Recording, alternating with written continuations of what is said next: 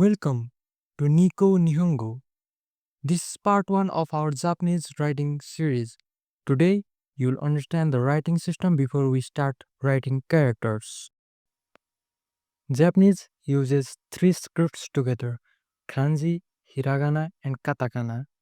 Kanji show meaning, Hiragana is used for native words and grammar endings, and Katakana is used for foreign words and emphasis. Hiragana and katakana together are called kana.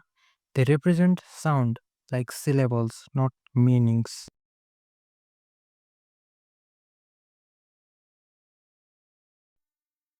There are 46 basic hiragana and 46 basic katakana characters.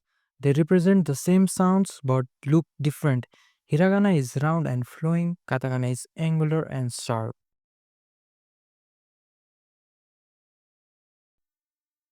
We always start with hiragana because you'll see it everywhere. It's the foundation of Japanese reading and writing, and once you know it, katakana is much easier.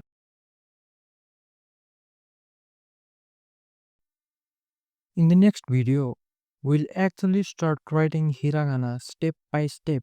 Subscribe now so you don't miss part 2.